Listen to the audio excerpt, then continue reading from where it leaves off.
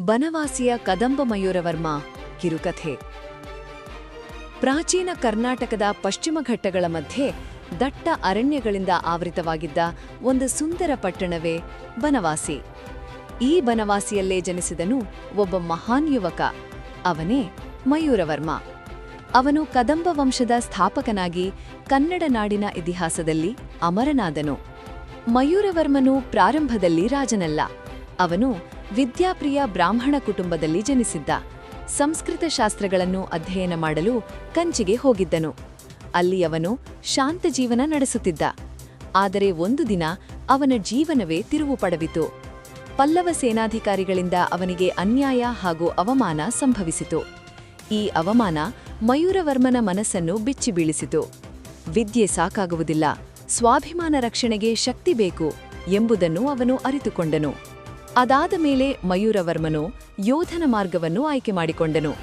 ಅರಣ್ಯಗಳಲ್ಲಿ ವಾಸಿಸಿ ಶಸ್ತ್ರವಿದ್ಯೆ ಕಲಿತು ಧೈರ್ಯಶಾಲಿ ಯೋಧರನ್ನು ಸೇರಿಸಿಕೊಂಡನು. ನಿಧಾನವಾಗಿ ಅವನು ಒಂದು ಬಲಿಷ್ಠ ಸೇನೆಯನ್ನು ರೂಪಿಸಿದನು.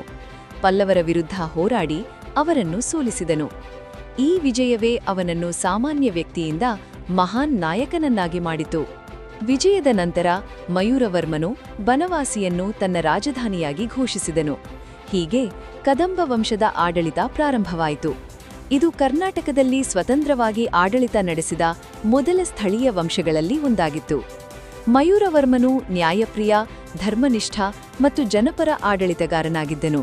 ಕೃಷಿ, ವಾಣಿಜ್ಯ ಮತ್ತು ಶಿಕ್ಷಣಕ್ಕೆ ಅವನು ಹೆಚ್ಚಿನ ಪ್ರೋತ್ಸಾಹ ನೀಡಿದನು. ಬನವಾಸಿಯು ಅವನ ಕಾಲದಲ್ಲಿ ಸಾಂಸ್ಕೃತಿಕ ಹಾಗೂ ಧಾರ್ಮಿಕ ಕೇಂದ್ರವಾಯಿತು. ದೇವಾಲಯಗಳು, ಆಶ್ರಮಗಳು ಮತ್ತು ವಿದ್ಯಾಕೇಂದ್ರಗಳು ಬೆಳೆಯಲಾರಂಭಿಸಿದವು. ಮಯೂರವರ್ಮನು ತನ್ನ ಆಡಳಿತದಲ್ಲಿ ಶಾಂತಿ ಮತ್ತು ಸಮೃದ್ಧಿಯನ್ನು ಕಾಪಾಡಿದನು.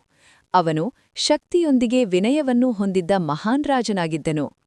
ಮಯೂರವರ್ಮನ ಜೀವನವು ನಮಗೆ ಒಂದು ಮಹತ್ವದ ಪಾಠವನ್ನು ಕಲಿಸುತ್ತದೆ. ಅವಮಾನ ಎದುರಾದಾಗ ಹಿಂಸೆಗೆ ಮಣಿಯದೆ ಧೈರ್ಯ ಮತ್ತು ಪರಿಶ್ರಮದಿಂದ ಸ್ವಾಭಿಮಾನವನ್ನು ರಕ್ಷಿಸಬೇಕು ಎಂಬ ಸಂದೇಶವನ್ನು ಅವನು ನೀಡಿದನು. ವಿದ್ಯೆ, ಶಕ್ತಿ ಮತ್ತು ನ್ಯಾಯ ಈ ಮೂರನ್ನೂ ಸಮತೋಲನವಾಗಿ ಬಳಸಿದಾಗ ಒಬ್ಬನು ಮಹಾನ್ ನಾಯಕನಾಗಬಹುದು ಎಂಬುದಕ್ಕೆ ಮಯೂರವರ್ಮನು ಜೀವಂತ ಉದಾಹರಣೆ. ಇಂದಿಗೂ ಬನವಾಸಿಯ ಮಣ್ಣಿನಲ್ಲಿ ಮಯೂರವರ್ಮನ ಕೀರ್ತಿಗಾಳಿ ಹೊಮ್ಮುತ್ತದೆ. ಅವನು ಕೇವಲ ಒಬ್ಬ ರಾಜನಲ್ಲ, ಕನ್ನಡ ನಾಡಿನ ಸ್ವಾಭಿಮಾನ ಮತ್ತು ಸ್ವತಂತ್ರತೆಯ ಪ್ರತೀಕ.